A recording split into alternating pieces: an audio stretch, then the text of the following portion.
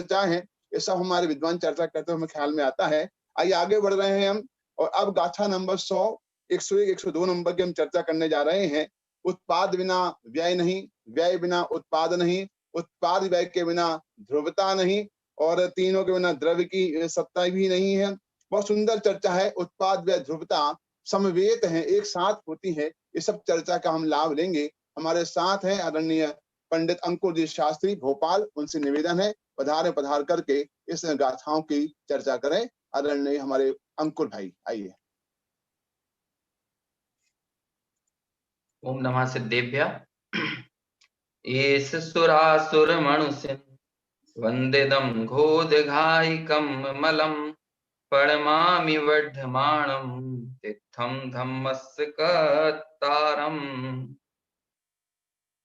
प्रवचन सार ग्रंथ के गे तत्व प्रज्ञापन अधिकार और उसके अंतर्गत प्रवर्तमान चर्चा के अंतर्गत मुझे गाथा क्रमांक 100 से 102 पर्यंत का विषय यहाँ लेना है। यद्यपि इस संगोष्ठी के में 99 नंबर की गाथा को छोड़ दिया गया है,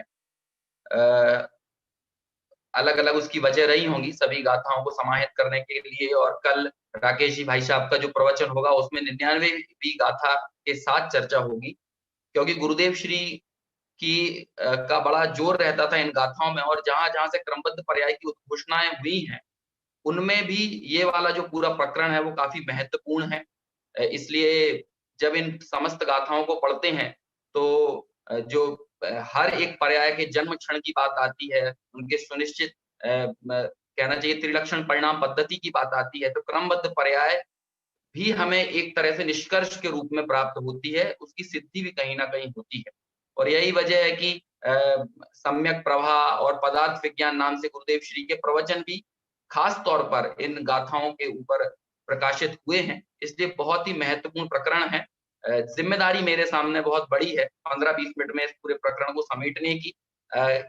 यद्यपि मैं एक बार सरसरे तौर पर आपको बताऊं जो गाथाएं मेरे को प्रदान की गई हैं उनमें क्या विषय है, तो मैं एक एक लाइन में वो बात आपको बता देना चाहता हूं, लेकिन उसकी गहराई कितनी है वो तो अगाध है ना, उसको समझना वो तो बहुत विस्तार का विषय हो सकता है। लेकिन संक्षेप में मैं यदि कहूं तो गाथा क्रमांक 100 में सिर्फ इतना बताया है कि उत्पाद व्यय और ध्रुवता में अविनाभाव है ना, एक के बिना दूसरा नहीं है। वहीं यदि हम बात करते हैं गाथा क्रमांक 101 की, तो 101 गाथा में ये कहा कि जो उत्पाद व्यय द्रव्य है ये पर्याय में होता है, पर्याय जो है वो द्रव्य में होती हैं, और कुल मिलाकर ये सब कुछ द्रव्य ही है, द्रव्यांतर नहीं, है ना। ये छोटी सी संक्षेप में बात कही। और उसके बाद गाथा क्रमांक 102 की यदि हम बात करें तो वहां पर सिर्फ ये कहा है कि उत्पाद का, व्यय का और ध्रुवता का, द्रव्य का, इनका जो क्षण है, जो समय है वो एक है, इनमें कोई काल भेद नहीं है। तो इन तीन गाथाओं की संक्षेप में चर्चा तो ये 3 लाइनों में समाहित हो जाती है, जो कि मूल गाथाओं का प्रकरण है। लेकिन जब हम इनकी टीकाओं में उतरते हैं और टीकाओं में जिस तरह के गहराई के साथ संपूर्ण चर्चा की गई है, और उस चर्चा को जब हम समझते हैं तो पता चलता है कि ये गाथाओं में आखिर कितना मर्म है, और आखिर क्यों आचार्य कुंद कुंद को कलिकाल सर्वज्ञ कहा गया, क्योंकि ये जो बात है वो सर्वज्ञ प्रणीत यदि परंपरा के बगैर लगता नहीं है कि कोई भी ऐसा आम व्यक्ति, कोई भी छदमस्त व्यक्ति इस चीज को हमारे सामने प्रस्तुत कर सके। और एक और बात कहें तो ये जैन धर्म के ब्रह्मा विष्णु महेश की चर्चा है, इसलिए भी ये बहुत महत्वपूर्ण हो जाती है, क्योंकि यहीं से ही हमारी सृष्टि, जैन दर्शन में बताई गई, प्रतिपादित की गई सृष्टि क्या है, और उस सृष्टि की स्वीकृति का नाम ही सम्यक दर्शन है, ये सारी चीजें भी यहीं से सिद्ध होती हैं। इसलिए बहुत ही महत्वपूर्ण प्रकरण, इसको जानकर हमें सुनना समझना चाहिए। बात शुरू करते हैं गाथा क्रमांक 100 के जरिए। पहले परिपाटी का निर्वहन करते हुए गाथा का पाठ कर लेते हैं, और फिर थोड़ा सा इसके मर्म को हम संक्षेप में यथायोग्य समझने का प्रयास करेंगे। देखिए मैं गाथा पढ़ता हूं, गाथा क्रमांक 100। लाभव भंग विहीणो भंगो वाणत्ति संभव विहीणो उपादो विअभंगो णाविण धोपेण अथेण। पद्यानुवाद। भंग बिन उत्पाद ना, उत्पाद बिन ना भंग हो, उत्पाद व्यय हो नहीं सकते एक द्रव्य पदार्थ बिन। क्या कहा कि उत्पाद जो है वो व्यय बिना नहीं होता, भंग यानी जो व्यय है वो उत्पाद बिना नहीं होता, और उत्पाद और व्यय ये द्रव्य के बिना नहीं होते। ये तो सामान्य गाथार्थ हुआ। अब थोड़ा हम टीका को देखते हैं। पहले मैं कुछ पंक्तियों को सीधे पढ़ देता हूं, फिर उनके ऊपर थोड़ी सी हम चर्चा करेंगे। देखिए, एक एक पंक्ति, इसकी जो टीका में एक एक पंक्ति आई है, इतनी एक दूसरे से मोतियों के हार की तरह निबद्ध है ना, और एक एक पंक्ति मंत्र है, अपने आप में एक एक पंक्ति मंत्र है। देखिए, वस्तुतः बात यह है कि सर्ग अर्थात उत्पाद संहार व्यय के बिना नहीं होता, और संहार सर्ग के बिना नहीं होता। संहार यानी व्यय और सर्ग यानी उत्पाद। इसी प्रकार षष्ठी उत्पाद और संहार, सृष्टि उत्पाद और संहार, सृष्टि अर्थात उत्पाद और संहार यानी व्यय स्थिति अर्थात द्रव्य के बिना नहीं होती, और स्थिति सर्ग और संहार के बिना नहीं होती।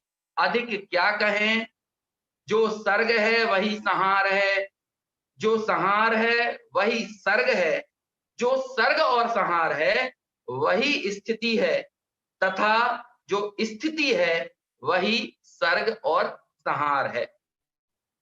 क्या बात निकली? छोटी सी बात है, जो सर्ग है वही संहार है, जो संहार है वही सर्ग है यानी उत्पाद है, और जो स्थिति है वही सर्ग और संहार है। अब आपको लग रहा होगा ये तो जब सब कुछ एक ही है तो कोई एक ही नाम रख देते, इनको अलग अलग बताने की आवश्यकता क्या?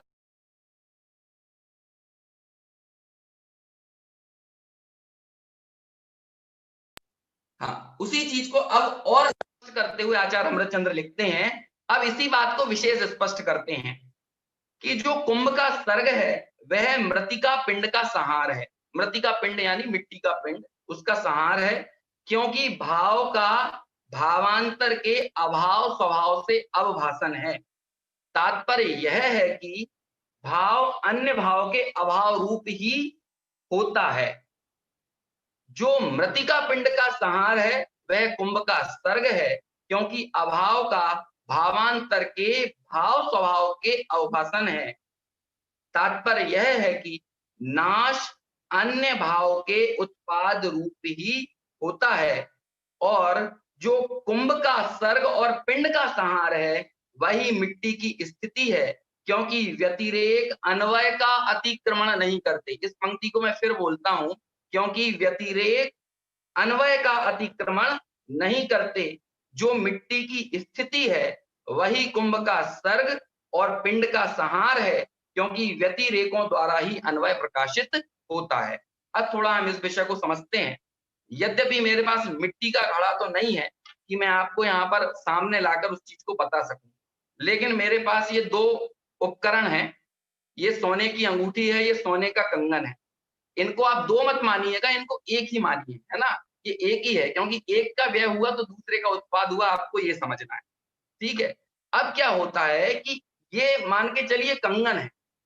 जब इस कंगन का, जो यहाँ पर कहते हैं जो कुंभ का सर्ग है ना, जब इस कंगन, ये कंगन मान के चलिए कुछ अंगूठियों से मिलकर बना, यद्यपि इस एक कंगन को बनाने में एक अंगूठी नहीं लगेगी, कई लगेंगी। आप उदाहरण को समझने के लिए समझिएगा। इसका यदि निर्माण हुआ, चलिए उल्टा करते हैं, यदि इस अंगूठी का निर्माण हुआ तो उसके लिए हमें पहले इस कंगन का व्यय करना पड़ा। जब ये कंगन अभी आपको नजर आ रहा था, जो इसका व्यय है वो ही इसका उत्पाद है, जो इसका व्यय है वो ही इसका उत्पाद है, ठीक है ना। इसलिए जो इसका, ये दोनों अलग अलग समय में नहीं है ना। ये देखिए, ये पूरी प्रक्रिया जब घटित होगी तो कई समय लगेंगे, लेकिन हम यहाँ स्थूल रूप से समझने के लिए इस बात को समझा रहे हैं कि जो एक पर्टिकुलर इस अवस्था का जब यदि व्यय हुआ तो अन्य जो अवस्था का उत्पाद हुआ वो दरअसल अलग अलग नहीं है, एक ही चीज है। जो इसका व्यय है वो ही इसका उत्पाद है। अब यहाँ पर क्या पंक्ति जो प्रयोग में लाई थी वो बड़ी महत्वपूर्ण है। यहाँ कहा था क्योंकि भाव का भावांतर के अभाव स्वभाव से अवभाषण है। भाव का भावांतर के अभाव स्वभाव से, अर्थात कि एक भाव यह है कि भाव अन्य भाव, जब इसका भाव हुआ तो ये जो अन्य भाव था ना, इसका अभाव होना जरूरी है। ये दोनों आपस में निबद्ध हैं। जब इसका अभाव है, ये अन्य भाव का, इस कंगन को हम अन्य भाव मान लेते हैं क्योंकि इसका उत्पाद हुआ है ना, तो ये अन्य भाव का जब अभाव हुआ तभी जाकर ये जो दूसरा भाव है, यानी जो अंगूठी रूप भाव है, इसका उत्पाद संभव हो सकता है। अब इसी चीज को हम देख लें कि जब इसका उत्पाद हुआ तो इसका व्यय हुआ। तो यहाँ दूसरी जो पंक्ति थी वो क्या है, जो मृतिका पिंड का संहार है, यानी जो कंगन का संहार है, ठीक है ना, वही अंगूठी का उत्पाद है। जो कंगन का संहार है वही अंगूठी का उत्पाद है, क्योंकि अभाव का भावांतर के भाव स्वभाव से अवभाषण है, अर्थात कि नाश, यानी इसका जो नाश है ये अन्य भाव के उत्पाद रूप है। ये नाश होगा तो ऐसा नहीं होगा कि कुछ भी अवस्था नहीं आएगी, कोई ना कोई अवस्था आएगी, क्योंकि जब भी कोई अभाव होगा तो उसमें ये गारंटी है, ये नियम है कि अन्न का उत्पाद भी निश्चित रूप से होगा ही होगा।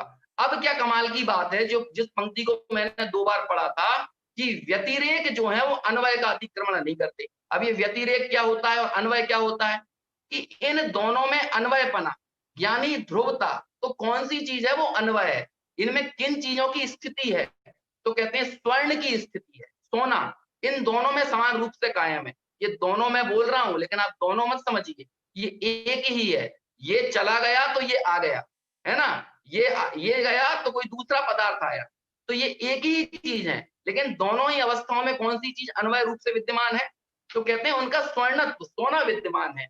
क्यों? क्योंकि ये जो व्यतिरेक है, व्यतिरेक यानी ये जो उत्पाद व्यय है, ये जो परस्पर जो विरुद्ध अवस्थाएं हैं, ये व्यतिरेक कभी भी अन्वय का अतिक्रमण नहीं करते, इनकी अपनी मर्यादाएं हैं, इनके अपने दायरे हैं, है ना, और ये दायरों को कभी भी छोड़ते नहीं है, कि कभी ऐसा नहीं होगा कि ये अवस्थाएं बदलते बदलते इनका स्वर्णत्व ही चला जाएगा, इनकी एक स्थिति का अन्वय का ही अभाव हो जाएगा, अन्वय का नाश हो जाएगा, ऐसा कभी होने वाला नहीं है। ये अकाट्य नियम, ये अकाट्य सत्य, इसकी उद्घोषणा करने वाली ये गाथा है। देखिए आगे बढ़ता हूं क्योंकि मुझे आगे की गाथाओं को भी लेना है। एक और जो महत्वपूर्ण बात यहाँ पर कही कि यदि ऐसा ना माना जाए, यदि आप ऐसा नहीं मानोगे, ये दोनों एक दूसरे के अविनाभाव ये नहीं है, यदि आप ऐसा स्वीकार नहीं करोगे और ये कहोगे कि सर्ग अन्य है, संहार अन्य है और स्थिति अन्य है, तो क्या होगा, तो कहते हैं ऐसा होने पर केवल सर्ग शोधक कुंभ, यदि व्यय के बिना सिर्फ कुंभ रहे, मतलब ये कहते हैं सर्ग शोधक कुंभ और उत्पादन कारण का अभाव होने से उत्पत्ति ही नहीं होगी अथवा असत का उत्पाद हो जाएगा। यदि भाई साहब स्थिति ना रहे, एक चीज का जो अविनाभाव संबंध जिसे हमने कहा ना ध्रुवता ना रहे, तो कहते हैं चाहे जो चीज पैदा होती चली जाएगी, और कहते हैं कि यदि सिर्फ ध्रुवता ही ध्रुवता रहे और उत्पाद व्यय ना रहे तब क्या होगा, तो कहते हैं यदि कुंभ की उत्पत्ति ना होगी तो समस्त भावों की उत्पत्ति ही नहीं होगी, और यदि असत का उत्पाद हो तो आकाश पुष्प का भी उत्पाद हो जाएगा। मतलब यदि जो सत्ता जो उनमें अन्वयपना था,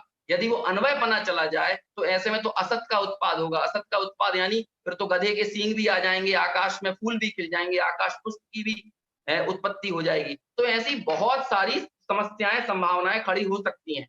और यदि मैं जो दूसरी बात कह रहा था कि यदि उत्पाद व्यय ना हो और ध्रुवता अकेली बनी रहे, तो भाई जो हमें अलग अलग भाव दिखते हैं, अलग अलग भाव जो हमें नजर आते हैं, यदि वे भाव उन भावों के वे भाव ही ना हो, उत्पाद व्यय ना हो, और यदि एक ध्रुवता मात्र को यदि आप माने तो कहते हैं वो द्रव्य कूटस्थ हो जाएगा, वो क्षणिक हो जाएगा, वो काल चक्र के साथ फिर आगे प्रवाहित नहीं हो पाएगा, आगे नहीं बढ़ पाएगा।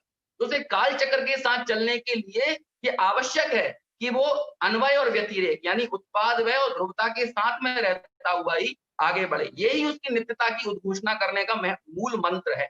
मैंने जो क्रमबद्ध पर्याय की गोष्ठी हुई थी वहां पर भी मैंने 99 नंबर की गाथा के आधार से एक बात कही थी कि जैसे जो घड़ी होती है, अब उसमें 3 कांटे हैं, है ना, तीन कांटे हैं या 2 कांटे भी मान लीजिए, सेकंड का, मिनट का, है ना, और एक कांटा आप मान के चलिए, कांटा नहीं एक धुरी मानकर चलिए, धुरी जो बीच में। अब उनमें से जो घड़ी जिसकी सत्ता हम मानते हैं, वो अकेली धुरी हो तब भी वो घड़ी नहीं है, और अकेले कांटे हो तब भी वो घड़ी नहीं है। तो कांटों को मान रखिए व्यतिरेक के स्थान पर, और धुरी को रखिए अन्वय के स्थान पर। समझ में आया ना? तो अकेली धुरी से भी घड़ी संज्ञा प्राप्त नहीं होगी, और अकेले कांटे, तो भैया कांटे रहेंगे किसके आधार पर? उसके लिए बीच में एक धुरी, एक स्थिति की आवश्यकता तो है ना।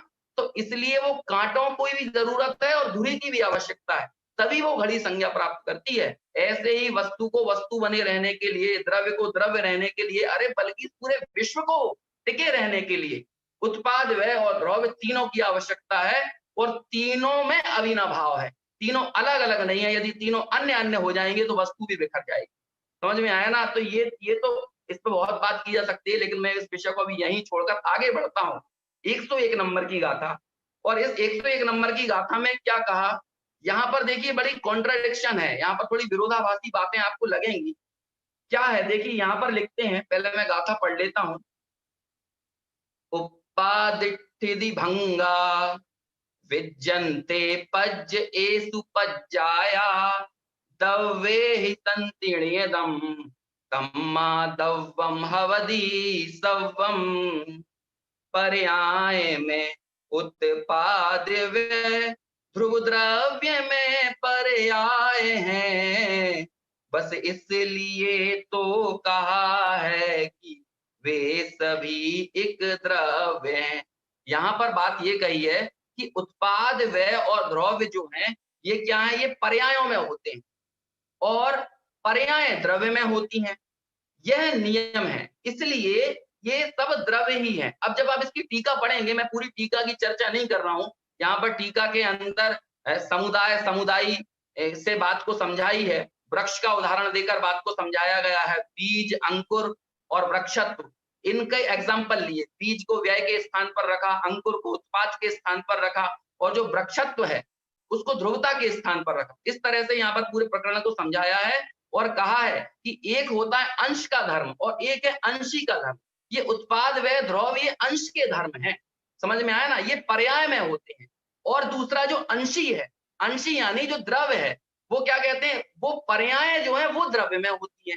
ये नहीं कहा कि उत्पाद, व्यय, द्रव्य द्रव्य में होते हैं। आगे टीका में ये पूरी विस्तार से चर्चा है, और आखिर में जो कंक्लूजन निकालते हैं इस गाथा का, वो ये निकालते हैं कि ये सब द्रव्य ही है, द्रव्य से अलग नहीं है। उत्पाद, व्यय, द्रव्य द्रव्य से अलग नहीं है, ये तो कहा, लेकिन साथ में ये भी कहा कि ये सब पर्याय में होते हैं और पर्याय द्रव्य में होती है। मतलब एक हमको वाया जाना पड़ेगा, हम डायरेक्ट नहीं गए, उत्पाद, व्यय, द्रव्य को डायरेक्ट द्रव्य में लेकर नहीं गए, वाया गए। कि वाया मतलब कि पहले हमने कहा उत्पाद, व्यय, द्रव्य पर्याय में होती हैं और पर्याय द्रव्य में होती हैं, इसलिए फिर क्या कहते हैं, इसलिए ये सब द्रव्य ही है, द्रव्य से अलग कुछ भी नहीं। मैं इस पूरे प्रकरण के लिए मैं टीका को गौण करके गुरुदेव श्री की पंक्तियों को उद्धृत करना चाहूंगा। मैं मूल से ही पढ़ता हूं, दिव्य ध्वनि सार में इन से मैंने ये छोटी सी कुछ पंक्तियां कोट की हैं। देखिए क्या कहते हैं यहाँ पे, मात्र उत्पाद में, व्यय में या ध्रुव में पूरा द्रव्य नहीं समा जाता, इसलिए वे द्रव्य के आश्रय से नहीं किंतु पर्यायों के आश्रय से हैं, ऐसा कहा है। इस गाथा में ऐसा कहा है। उत्पाद धर्म किसी पर्याय के आश्रय से है, व्यय धर्म भी किसी पर्याय के आश्रय से है। और अब कमाल की बात सुनिए, ध्रुवता का राग तो आलापते हैं ना हम। देखिए गुरुदेव श्री क्या कहते हैं, ध्रुव्य रूप धर्म भी किसी पर्याय के आश्रय से है, इसलिए उन्हें पर्याय का धर्म कहा है, और पर्याय द्रव्य के आश्रय से हैं, इसलिए उन्हें और पर्याय द्रव्य के आश्रय से हैं। इस प्रकार अभेद रूप से सब द्रव्य में समा जाते हैं, अभेद रूप से सब द्रव्य में समा जाते हैं। वस्तु में उत्पाद भी अंश का है, व्यय भी अंश का है, और ध्रुवता भी अंश की है।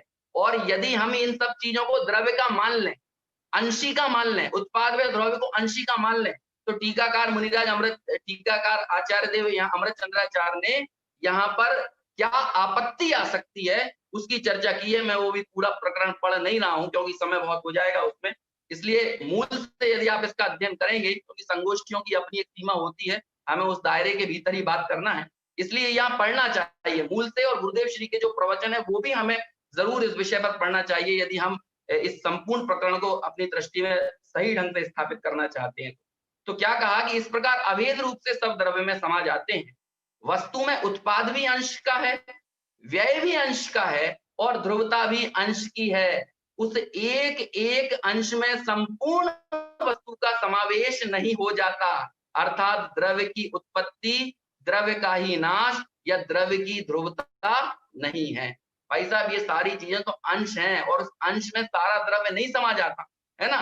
द्रव्य जब हम लेकिन अभेदपने से देखते हैं, आचार्य जयसेन ने तो अपनी टीका में इस बात को स्पष्ट भी किया है और उन्होंने इस टीका अपनी टीका में वाकायदा नयों को लगाते हुए इस बात की पूरी वहां पर सिद्धि करते हुए बात कही है ना। देखिए मैं पढ़ के बताता हूं आचार्य जयसेन का प्रकरण, यदि मेरे को मिलता है तो।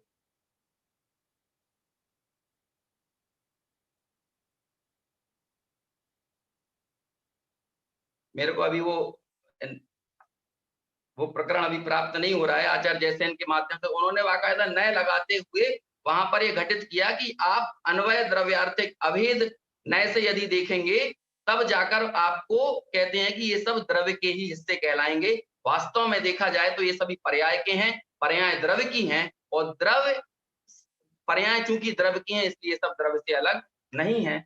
समय मेरा लगभग हो गया। अंतिम गाथा को मतलब अंतिम जो मेरे विषय की गाथा है उसको भी मैं संक्षेप में थोड़ा सा पढ़ देता हूँ, बता देता हूँ। गाथा पढ़ता हूँ। समवेदम खलु दव्वम संभवठिदिणास सन्निधट्ठेहिम एकम्मिचेव समये तम्मादव्वम कुततिदयम् उत्पाद व्यतिथि द्रव्य में समवेत हो प्रत्येक पल, बस इसलिए तो कहा है इन तीन मय है द्रव्य सब।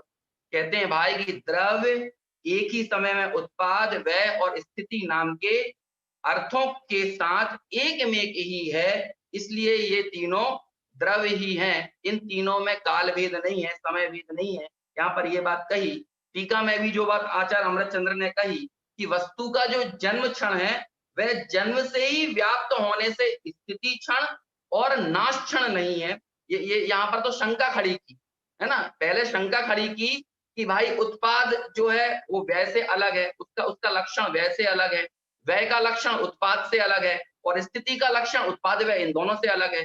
तो आपको भी क्या करना चाहिए कि उत्पाद, व्यय और द्रव्य इन तीनों को अलग अलग मानना चाहिए। तो जब आचार्य अमृतचंद्र ने इसका समाधान किया कि भाई यदि ये तीनों द्रव्य के होते तब तो हमें तुम्हारी ये बात स्वीकार थी कि उत्पाद, व्यय और द्रव्य इनके समय भी काल भी अलग अलग होना चाहिए। लेकिन चूंकि ये तो सब पर्याय के हैं ना, क्यों? क्योंकि यदि इनमें समय भेद हो, क्योंकि पिछली गाथा में जो आपत्ति खड़ी की थी ना कि यदि आपने द्रव्य का ही उत्पाद मान लिया तो क्या होगा, द्रव्य उत्पन्न ही होता रहेगा। यदि आपने द्रव्य का व्यय मान लिया तो द्रव्य नाशी को प्राप्त हो जाएगा। यदि आपने उसकी ध्रुवता मान ली तो फिर वो कूटस्थ हो जाएगा। इसलिए यहाँ पर कहते हैं कि आपने ये जो काल वाली बात कही ना, इनके लक्षण अलग हैं तो इनका काल भेद भी होना चाहिए। तो कहते हैं यदि ये द्रव्य के होते तो काल भेद वाली बात स्वीकार थी, लेकिन चूंकि ये द्रव्य के नहीं है, ये पर्याय के हैं और एक समय की पर्याय में ही यहाँ पर उसका उत्तर दिया कि उत्पाद आदि में इस प्रकार का क्षणभेद तभी संभव है कि जब यह माना जाए कि द्रव्य स्वयं ही उत्पन्न होता है, स्वयं ही नष्ट होता है और स्वयं ही स्थिति को प्राप्त रहता है। परंतु ऐसा तो नहीं माना है। माना तो यह गया है कि उत्पाद आदि पर्यायों के ही हैं।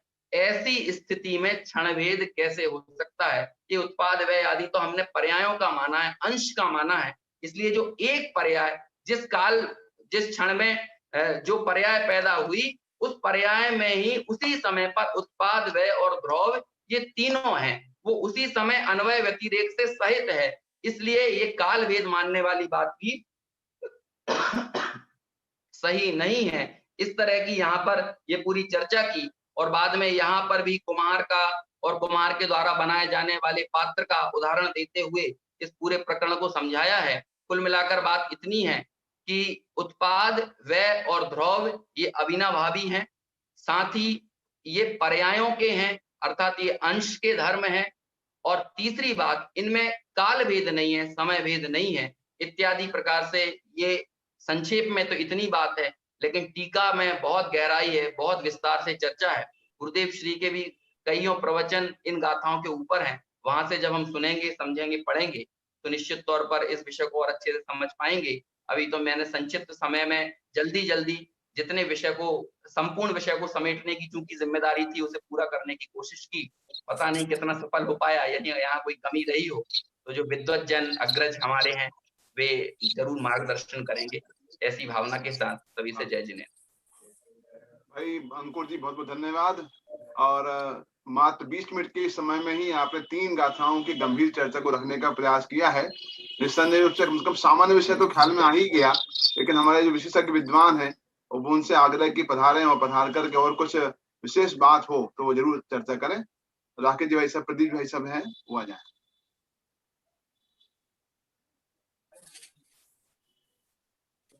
एक प्रश्न, एक बात मैं रखना चाह रहा हूं अपने अंकुर जी से बात करते हुए।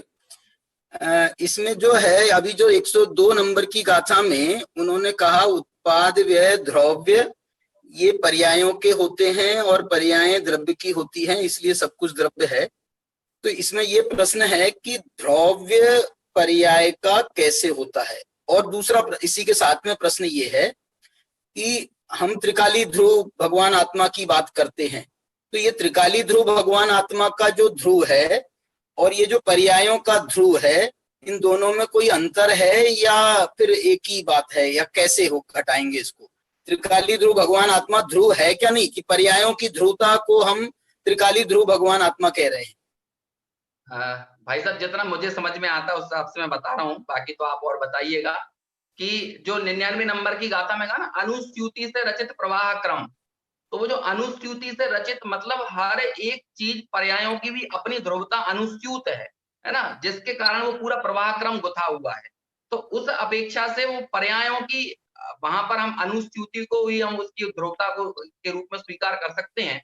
और जब त्रिकाली ध्रुव भगवान आत्मा की जब बात की जाती है तो वहां पर तो अखंड अभेद, जो त्रिलक्षण परिणाम पद्धति से युक्त जो अखंड द्रव्य है, उस त्रिलक्षण परिणाम पद्धति से युक्त द्रव्य को त्रिकाली ध्रुव भगवान आत्मा, जिसे दृष्टि का विषयभूत भगवान आत्मा कहा जाता है, उसमें तो सब कुछ गर्भित है, क्योंकि उसे भेद करके या खंड खंड करके इस तरह से हम नहीं देख सकते हैं। अखंड का ही श्रद्धांज जो है उसे ही सम्यक दर्शन का विषय कहा, दृष्टि का विषय कहा है। इतना ऐसा मुझे समझ में आता है, बाकी आप और बताइए। नहीं, त्रिलक्षण आप कह रहे हो तो त्रिलक्षण तो ये भेद पर तो आप खुद ही ले गए। त्रिलक्षण परिणाम पद्धति जो मानी गई है वो ये उत्पादव्य ध्रुवी तो है, तो उत्पादव्य ध्रुव से युक्त जो द्रव्य है वो त्रिकाली ध्रुव है क्या? त्रिलक्षण परिणाम पद्धति यहाँ मैंने बोला जरूर है, लेकिन वो त्रिलक्षण परिणाम पद्धति जिसमें समाई हुई है ना, जिससे वो युक्त है। अभी यहाँ बोलने में तो इस तरह का भेद आ रहा है कि त्रिलक्षण परिणाम पद्धति या उत्पादव्य ध्रुव, जिसमें ये सब कुछ गर्भित है। क्योंकि दृष्टि के विषय में किसी भी रूप में यदि भेद किया जाए, खंड खंड करके यदि श्रद्धान किया जाए, तो वो तो ऐसा खंड खंड द्रव्य तो दृष्टि का विषय हो नहीं सकता है। इसलिए ये जो उत्पाद व ध्रुव की ध्रुवता भी कहीं ना कहीं वस्तु में भेद करना ही है। तो जब हम त्रिकाली ध्रुव भगवान आत्मा कह के जिसे हम दृष्टि का विषय बताते हैं, वहां यदि उत्पाद व ध्रुवता वाली ध्रुवता को यदि डालेंगे तो कहीं ना कहीं वस्तु में भेद ही होगा। और इस अवस्था में वह तो दृष्टि का विषय स्वीकार नहीं किया जा सकता, वह तो सम्यक दर्शन का विषय नहीं हो सकता है। इसलिए मुझे लग रहा है कि वो जो अनुस्यूति से रचित प्रवाह क्रम, जो अनुस्यूत है वो प्रवाह जो है वो शायद उसे शायद क्यों कह रहे हो, शायद क्यों कह रहे हो? या फिर एक चीज और है कि पर्याय की ध्रुवता से हम ये भी कह सकते हैं कि वो स्वसमय की सत है, अपने स्थान पर रखी हुई है, तो इसलिए पर्याय भी ध्रुव है स्वसमय की सत होने के कारण, है ना, कि वो अनुस्यूत है, वो अपने स्थान पर खचित है, इसलिए भी वो ध्रुव है। लेकिन जो त्रिकाली ध्रुव भगवान आत्मा है उसमें इस तरह के खंड नहीं किए जा सकते, विभाग नहीं किए जा सकते। जी कुछ कह रहा है प्रसन्न जी? बहुत सुंदर, बोलिए प्रसन्न जी। हेलो, हाँ बोलिए। पर्यायों का जब प्रवाह क्रम रहेगा उसमें प्रत्यभिज्ञान का विषयभूत ये वही है, ये वही है, ये वही है, इस प्रकार से प्रत्येक पर्याय में विद्यमान जो रहेगा उसको अपन पर्याय का ध्रुव्य कह सकते हैं, जो पिछली और आगे की पर्यायों को अनुस्यूत करेगा उसका। त्रिकाली ध्रुव वाला ध्रुव कौन सा होगा फिर? त्रिकाली ध्रुव का ध्रुव्य तो सभी अंशों का जो स्थिरता रूप होगा, उसको भी प्रत्यभिज्ञान का विषय माना है, उसको भी प्रत्यभिज्ञान का विषय तो कहा है ना वहां पर अलिंग ग्रहण के बोलों में उसको प्रत्यभिज्ञान का विषय माना है। जी सही है। प्रश्न चलिए। और आया है भाई अंकुर जी के लिए। हाँ। उत्पाद तो स्वयं पर्याय है, तो उत्पाद पर्याय में होता है, व्यय पर्याय में, ये अपेक्षा किस तरह से घटित हो रही है, ये पूछा है। क्या कहा, फिर से बोलिएगा। उत्पाद स्वयं पर्याय है, उत्पाद व्यय ध्रुवता जो है वो आप कह रहे पर्याय, वो पर्यायों में होता है, तो उत्पाद से भिन्न कुछ पर्याय अलग वस्तु है कि एक ही चीज है? नहीं देखिए, ऐसे तो सब कुछ ही पर्याय ही है, लेकिन जब हम कथन करने जाएंगे तो फिर हर एक चीज को अलग अलग, अभी हमें पर्टिकुलरली उत्पाद व्यय और ध्रुवता इनको समझाना है, तो ये यहाँ पर बताने का प्रयोजन सिर्फ इतना है कि ये अंश में है, ये अंश है, ये अंश के धर्म है ना। जैसे कि अन्य भी पर्याय होती हैं, जैसे हम माने कि नर नारकादि पर्याय हैं, तो ये भी अंश ही है। हालांकि नर नारकादि पर्यायों को यहाँ पर हमें ग्रहण नहीं करना है, कर भी सकते हैं, क्योंकि नर नारकादि पर्यायों में भी उत्पाद व्यय और ध्रुवता ये सारी चीजें हमें वहां भी नजर आती हैं। गुरुदेव श्री ने तो एक व्यक्ति का उदाहरण दिया कि जैसे एक बच्चा था, बच्चे से वही जवान हो गया, वही वृद्ध हो गया, तो यहाँ पर उत्पाद व्यय ये सारी चीजें देखी जा रही हैं। अब आप एक ऊपरी तौर पर देखें और उत्पाद व्यय को गौण करके आप सिर्फ देखें कि जो अवस्थाओं का बदलाव हो रहा है उसे तो आप कहेंगे ये पर्याय है ना। लेकिन जब हमें उत्पाद व्यय को समझाना है कि कोई चीज का संहार हुआ है, किसी चीज का सर्ग हुआ है, तो वो संहार और सर्ग ये अवस्थाओं में है। कुल मिलाकर ये यहाँ पर कहना था। ये बात जो उन्होंने कही कि ये अवस्थाएं हैं या ये पर्याय है, तो सही है, कोई दिक्कत नहीं है, पर्याय ही है। लेकिन अभी हमें यहाँ उत्पाद व्यय और उत्पाद स्वयं अवस्था ही तो है, उत्पाद स्वयं अवस्था ही तो है। हाँ, उत्पाद अवस्था ही है, हाँ। अलग नहीं है, अवस्था ही, कोई उसमें दिक्कत नहीं है। अवस्था नहीं कहेंगे उसको, अवस्था का धर्म कहेंगे। ये उत्पाद में द्रव्य हैं, ये पर्यायों के धर्म हैं। माने उत्पाद अकेला यदि पर्याय कहेंगे तो व्यय को क्या कहोगे फिर आप? फिर व्यय पर्याय नहीं बनेगी। इसलिए एक पर्याय में उत्पाद व्यय द्रव्य ये तीनों एक साथ होते हैं। किसी अपेक्षा से उत्पाद कह रहे हैं, किसी अपेक्षा से व्यय कह रहे हैं, किसी अपेक्षा से द्रव्य कह रहे हैं, एक ही पर्याय को। जी जी।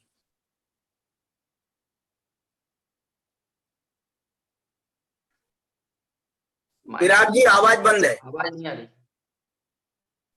एक चर्चा और आई है, गुरुदेव के व्याख्यान में चर्चा आई है, उत्पाद स्वयं से होता है, व्यय स्वयं से होता है, ध्रुवता भी स्वयं से होती है। तो वहां एक ने प्रश्न पूछा तो पूरा पंगु बना दिया फिर तो हमको, ऐसा उत्तर दिया। तो गुरुदेव ने उसका उत्तर बहुत बढ़िया दिया, पंगु नहीं बना दिया, वीर्यवान बना दिया है, ज्ञाता बना दिया है। इससे बड़ी बात और क्या होगी? तो जब ये बात चलती है कि हमारे हाथ तो कुछ है नहीं, उत्पाद अपने से होगा, व्यय अपने से, हम तो क्या कर सकते हैं, तो गुरुदेव कहते